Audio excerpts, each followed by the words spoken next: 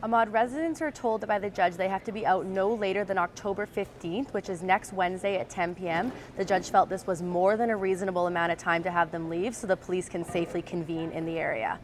Well, Ahmad, the city actually had plans to open new temporary housing next week, which is part of the reason that the judge pushed the evacuation deadline back to next Wednesday. The old Kettle of Fish restaurant is being converted into a shelter downtown. As well, the Quality Inn on Howe Street is also being converted into temporary homeless housing. So hopefully the residents at Oppenheimer Park are able to move into some of these new facilities. Back to you.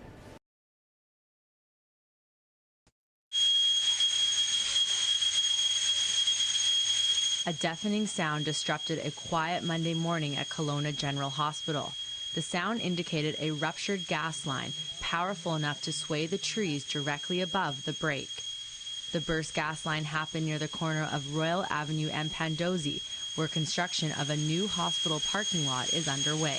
I was just pumping some water out one of the holes, and I heard the whistle from the gas line. They yelled at me, I turned around, and they told us we had to evacuate.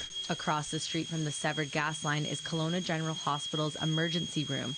While the hospital was not evacuated, ER patients were moved out of the main emergency department. You started to smell it, but everyone that was in the emergency had to get evacuated to the hallways. And they won't let anyone through emergency or through any of the main lobby exits. Residents of homes in front of the leak were quickly evacuated.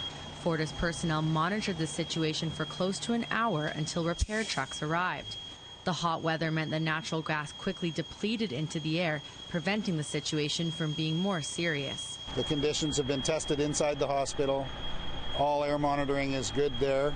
They've shut down their HVAC system, which is an air intake, so they're not sucking any more air in from around the area. Natural gas is lighter than air, so it dissipates rapidly. 2 hours after the initial call, the streets were silenced when the gas leak was contained by the Fortis crews. The roads around the hospital were then reopened to both drivers and pedestrians.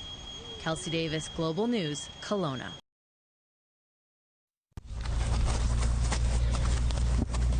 Hunter Bluke may have only just turned 13, but already the young soccer player has moves that are getting international attention. The speedy striker was chosen to play on an elite team and compete in an international tournament. Tomorrow I'm going down to San Marino, Italy to play in the Kids World Cup. Well, I've been playing with Excel Soccer for the past couple of years down in the Lower Mainland, and they've invited me to go down there and play. Hunter's team will be competing in the San Marino Cup, an international tournament that hosts top teams from around the world. Father Kevin Bluke says he noticed talent in his son from an early age. We'd take the ball out in the backyard at about 2 and he'd kick it around, and there was, wow, sometimes. But then about 4 when he could do it equally with both feet and the power behind it as well, it was, yeah, I'd say 4. The young star worked hard to develop his speed and skill, becoming one of the top goal scorers on his elite Lower Mainland team. Hunter will be competing with over 2,000 other participants during his time in Italy. The San Marino Cup is the largest Italian youth soccer tournament for boys and girls. It features 75 teams from countries across Asia, America, Europe, and Australia. While Hunter spends hours training on the field, many sacrifices are made by his family to help him achieve his dreams. Financial, of course.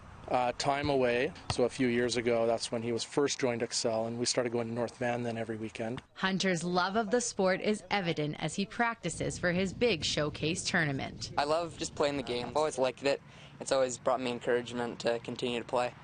Father Kevin says the reason he is most proud of his humble son has nothing to do with his soccer success. He's a strong leader. He knows what he wants. He's very driven, self-motivated, and yeah, he's an amazing kid. While father and son are excited for their Italian experience, both are hoping they'll leave the competition far behind. Kelsey Davis, Global News, Kelowna.